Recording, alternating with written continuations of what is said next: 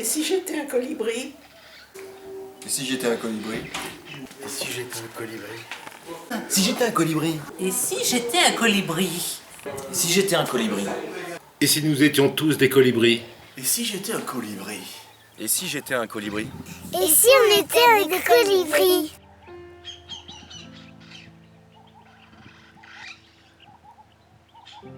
Il n'est pas forcément nécessaire de courir les routes pour aller à la rencontre de l'autre. La richesse intérieure est d'abord en soi. Derrière nos écrans vivent ou survivent d'autres sociétés. Un petit rien de notre part suffit parfois à aider et redonner le sourire à des peuples moins bien nés. Donner en échange d'un sourire, telle est la devise de Kali Pacha. Si nos pieds ont eu la chance de fouler bien des chemins sur cette planète, ils ont souvent foulé la terre africaine. De cette poussière, Kali Pacha est né. De toutes ces rencontres de l'humanité, l'humanitaire a vu le jour. La Meulière et la terre, qui font de cet édifice ici même une incroyable mémoire, peuvent en témoigner depuis tant d'années. 20 ans qu'un flot de notes se sont déversés dans ce petit bout de monde. 10 ans que Kali Pacha fait vibrer ses murs de tant de confiance et de générosité. Tant de gens ont emboîté les pas de Kali Pacha.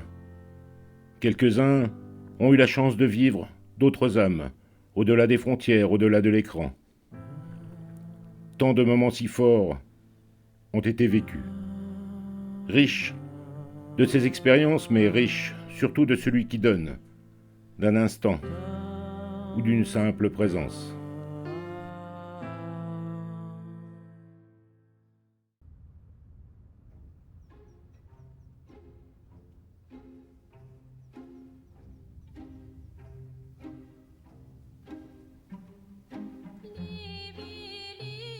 Des paroles d'oiseaux qui parcourent le ciel. Ce ciel qui englobe notre terre. Avec des cris que nous ne voulons entendre. Ou peu. Mais, depuis bien longtemps déjà, un feu dévastateur se propage à grande vitesse. De pays en pays, de village en village, de forêt en forêt.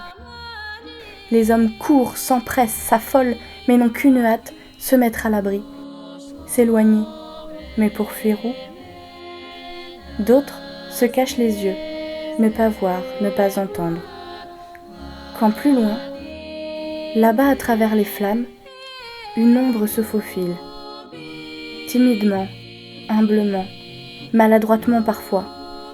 Un minuscule oiseau guettant la moindre goutte d'eau dans un minuscule bec avec de minuscules battements d'ailes, mais avec une majuscule volonté et détermination. Chaque goutte d'eau est déversée, non pas pour éteindre le feu, mais au moins pour en atténuer la douleur. Soudain, là-bas, l'homme s'écrie en se moquant. « Crois-tu éteindre le feu avec ces quelques gouttes ?»« Non, » répond l'oiseau. « Enfin peut-être, peut-être pas, mais au moins je crois et je fais ma part. Je rencontre beaucoup d'oiseaux comme moi, et même bien plus gros alors. » Depuis des années, Kali Pacha emboîte le pas de cet oiseau, alors pourquoi pas vous? Cet oiseau porte le nom de colibri. Colibri.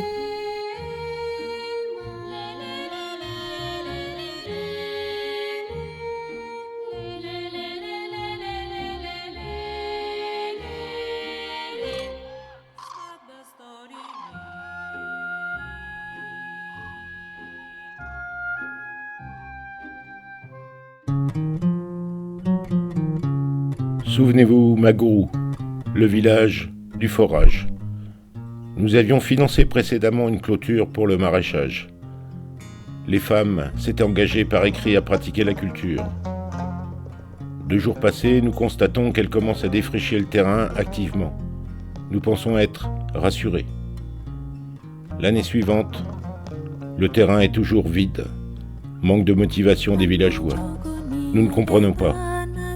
Nous avions prévenu qu'on reprendrait les grillages et... Voilà, ça fait exactement 3 ans qu'on a demandé à ce que le maraîchage soit fait correctement. Apparemment, il n'y a toujours rien, comme tout le monde peut le voir, il n'y a rien de prêt, il n'y a rien de fait à l'intérieur. Donc maintenant, on a mis ce qu'on a dit à exécution, c'est-à-dire qu'on vient retirer le grillage. Voilà, et on va le transmettre dans un autre village, un groupe de maraîchers. Donc on va voir l'utilité vraiment. Voilà. Ça ne sert à rien de laisser un grillage ici qui ne sert à rien. Donc il y a un transporteur qui va venir pour le grillage, et puis tous les gens du village chez qui on va donner le grillage sont là pour nous aider à démonter, à récupérer, et ensuite après, sous condition, on va leur donner le grillage pour entourer du maraîchage. C'est un peu désespérant, mais bon, voilà, c'est l'humanitaire, on n'a pas tout bon à chaque fois. Et donc on espère que le nouveau projet va aboutir. Mais là, je pense que c'est bon parce que c'est déjà des maraîchers qui sont au moins une quarantaine et qui sont déjà assez actifs. Et bon, on va aller dans leur village et leur porter le grillage. Voilà, et maintenant on s'y met en plein soleil. On va démonter tout ça avec du courage. Pas trop le sourire parce que c'est quand même pas très gai à faire. On est venu il y a 2 jours, on a prévenu les villageois. Bon, personne ne se bouge, donc nous on se bouge. Voilà, allez, au revoir.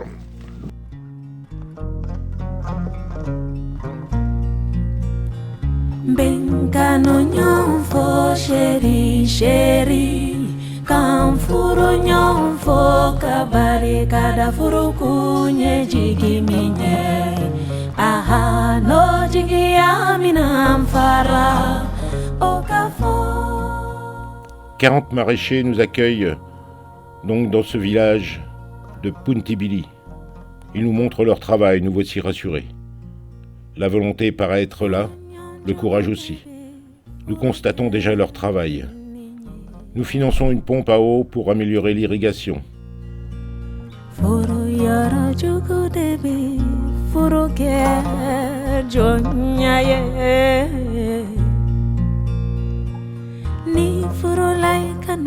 Nous reviendrons, c'est promis.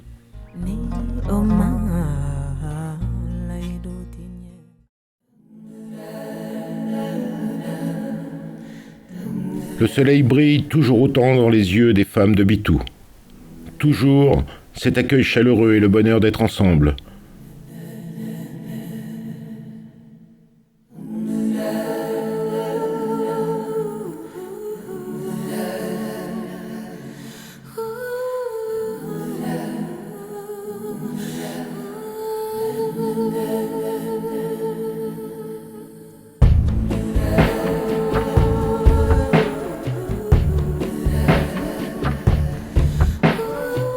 Nous réceptionnons le terrain nouvellement acquis. 500 mètres carrés vont permettre la mise en place d'un poulailler et l'activité du maraîchage.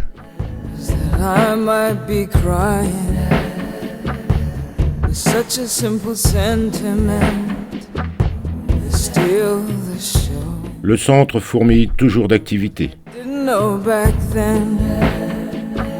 La fabrication de l'akéké, ce moule de maïs, marche à plein régime, générant une bonne dizaine de femmes.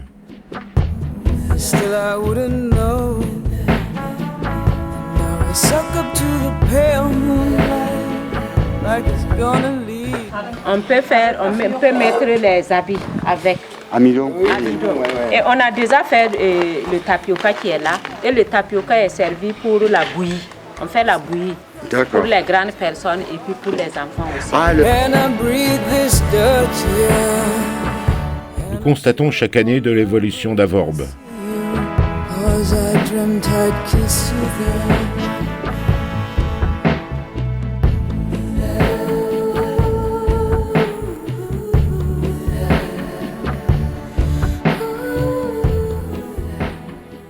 On doit continuer de fournir cet effort pour que vous continuiez à nous aider.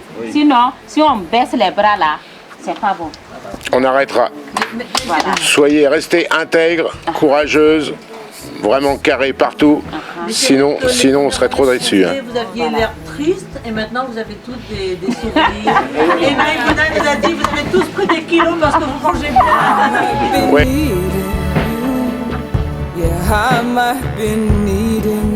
Nous conversons, échangeons beaucoup.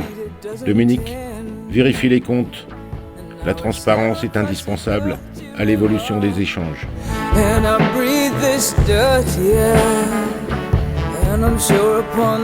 Planter un arbre, c'est la vie. Les femmes l'ont compris et remontent les manches.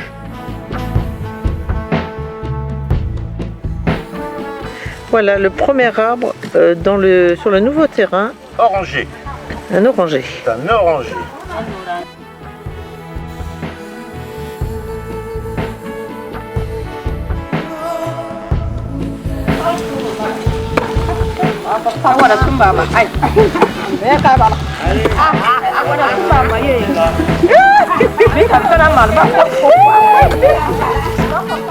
Là, je ramasse les crottes parce que ça va fertiliser les arbres qu'on plante en ce moment.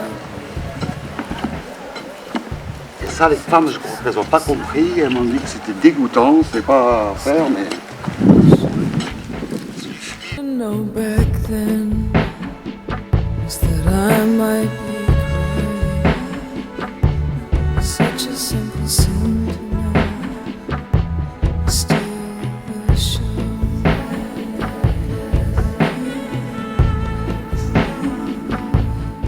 Demain, le maraîchage fleurira. Avec un peu de chance, l'eau sortira de cette roche.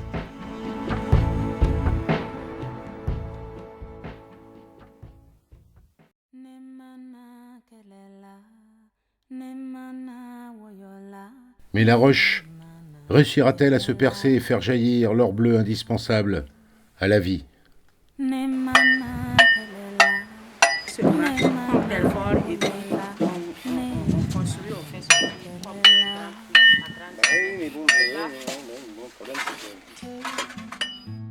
Donc, l'association Kalipacha est très fière de l'avancée des travaux qu'il y a eu et du courage que les femmes montrent durant toutes ces opérations. Merci beaucoup de votre volonté et de votre courage.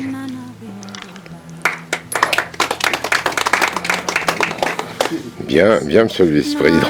Tu sais que tu pourrais être presque président un jour. Le sous-président. Non, le vice-président, pardon. Le vice-président. Là, ma femme ne sait pas que je suis là. Donc, excuse-moi. Arrêtez de filmer, s'il te plaît. Coupé. Donc, nous constatons chaque année qu'un certain nombre de femmes sont malades et ne peuvent pas se soigner.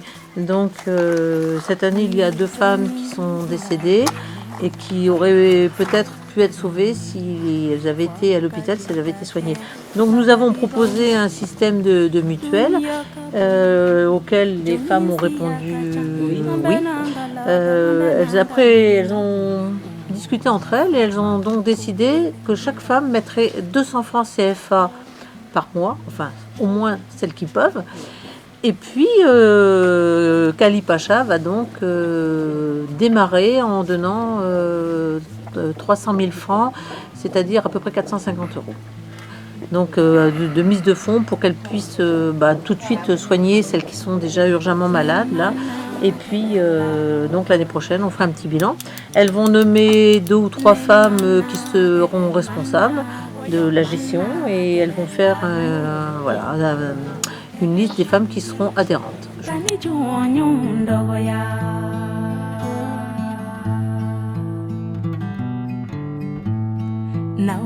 Nous offrons le repas du réveillon de fin d'année, où chacune participe.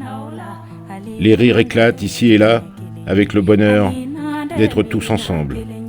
Le bonheur de transmettre la confiance de ceux qui croient toujours en Kalipacha.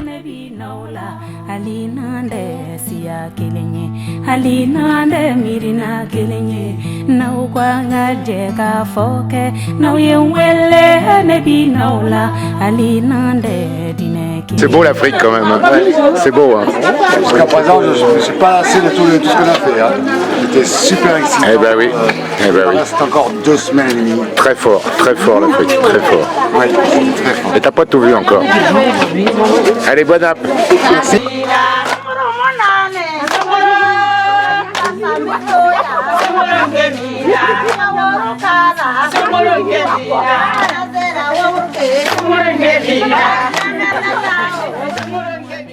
Le centre commence à vieillir. Alors, chacun remonte ses manches, et nous voici à l'œuvre pour faire peau neuve.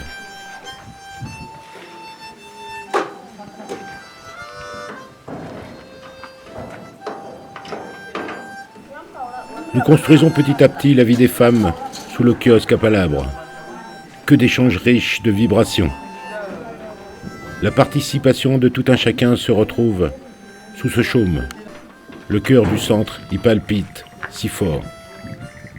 La goutte d'eau du colibri à travers Kalipacha manquerait sans doute à l'océan si elle n'était pas. Selon les regards, le coup de pouce matériel que nous offrons ne pèse pas bien lourd en face de cette énergie et ces sourires qu'elle nous offre. Merci les femmes, merci à toutes et à tous.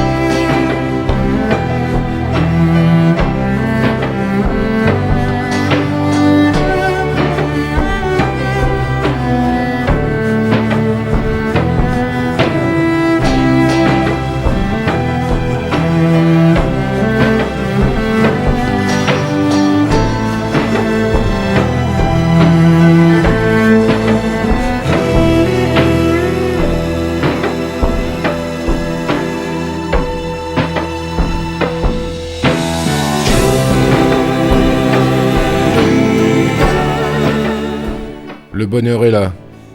Le terrain est validé. Cette bâtisse nouvellement construite va servir d'hôtellerie.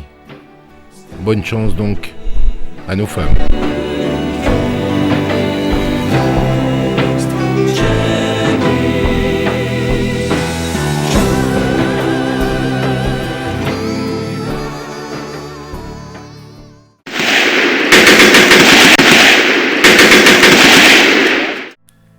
Il fait nuit. Nous marchons dans les rues de Ouaga. Quelqu'un nous interpelle et conseille de nous cacher. Les terroristes attaquent. Jusqu'au petit matin, les crépitements des kalachnikovs vont rugir. Explosions, fusillades, balles traçantes dans le ciel. Une trentaine de vies de tout pays sont parties pour un non-retour. Assassinés littéralement. Un carnage signé djihadiste. Ce soir aurait pu être notre dernier soir, mais les étoiles en ont décidé autrement. Quelques centaines de mètres séparaient l'attentat de nos destinées. Étrange destin parfois. Nous étions dans l'écran cette fois-ci. Merci à tous ces coups de téléphone qui n'ont cessé de chanter. Le temps d'attraper un prochain vol. Merci la vie. Merci.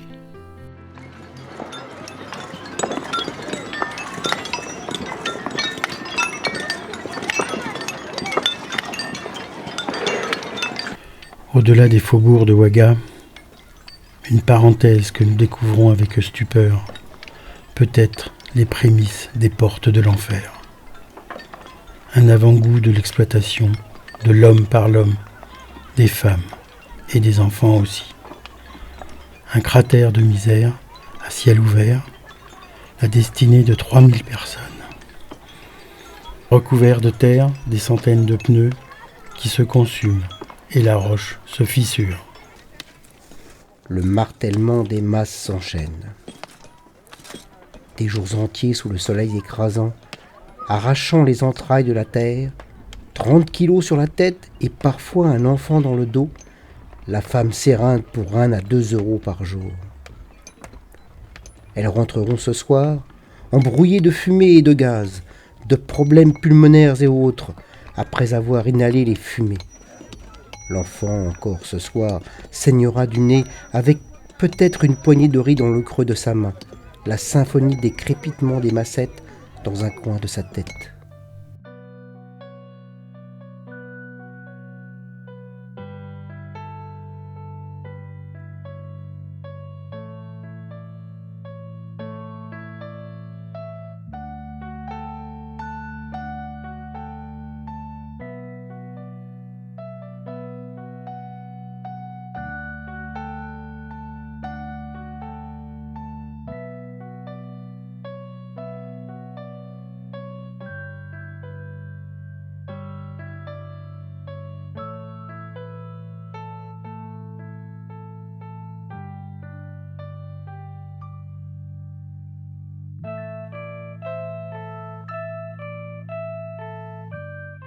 Au-delà de cette fosse aux esclaves, nous découvrons un lieu privilégié pour une poignée de chanceux, garderie éphémère. Quelques heures passées nous laissent les bras ballants et la gorge serrée.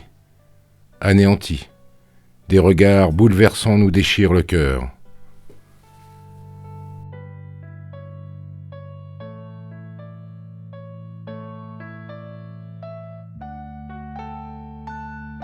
Malgré tout, au cœur de ce cauchemar surgissent, çà et là, des sourires et même des rires.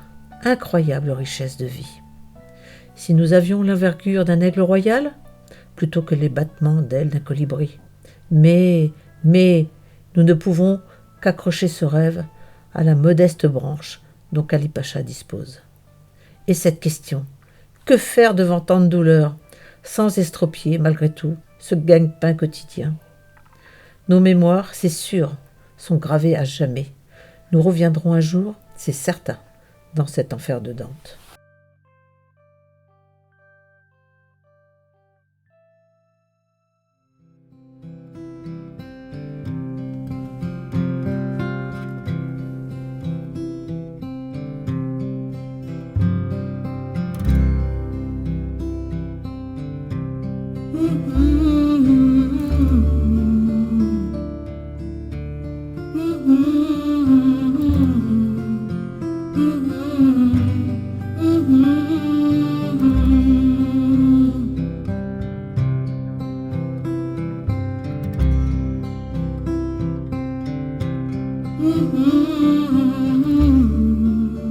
Daboura, des milliers d'arbres plantés, une école, une mutuelle, des formations, tant d'œuvres accomplies par Kali-Pacha depuis toutes ces années.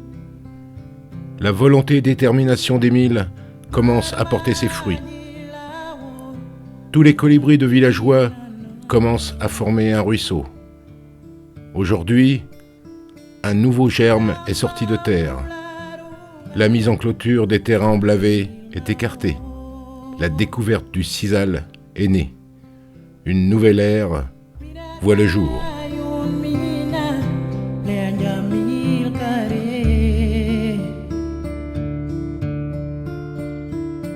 Chez vous au mois de mai dernier. Après maintes discussions, nous avons obtenu un financement pour l'expérience, la mise en place du sisal. Voilà, vous êtes là pour vous rendre compte de la réalité. Voilà le maître d'œuvre, M. Pascal, qui est en même temps le directeur de ce centre que vous venez de voir. Le sisal, on a trouvé que c'est vraiment ce qui va nous aider à pouvoir permettre au groupe de jeunes de pouvoir bien sauvegarder les espaces de mise en défense. Au total, au moins, on a 15 000 pieds de sisal qu'on pourrait donner en début d'hivernage. Et ça se plante tous les combien d'intervalles? Ça se plante à 1 mètre d'intervalle. C'est ce que Madou a fait chez lui. Il a mis ça à 1 mètre d'intervalle. Parce que quand ça pousse après, c'est comme le bananier. Alors le financement, vous verrez ça dans le rapport. On a mis au-delà de ce que vous avez pu financer parce que c'était important pour nous. On en a pour 450 000 francs CFA pour produire ça. Mais ce qui est intéressant pour nous, comme on ne va pas les donner gratuitement, ça veut dire qu'on va récupérer un peu sur la revente de ces sisal. Et ça va nous permettre d'avoir un fonds de roulement. On ne va plus revenir vous demander de l'argent pour venir faire des sisal. Alors que pour les grillages, chaque fois on avait besoin que vous rappuyiez. Alors ça c'est un élément important aussi et nous vous saluons vraiment pour ça aussi. Il y aura d'autres choses que nous allons négocier avec vous, mais on ne reviendra plus vous dire aidez-nous à faire du sisal. Janvier. Alors ça c'est les bourgeons, c'est ça? Oui, c'est des bourgeons comme ça. Pour déjà faire avec le ses racines. D'accord. Tiens François, regarde. Et voilà ce qui a tombé. Qui est devant toi. Voilà. Ça tombe et ça repousse.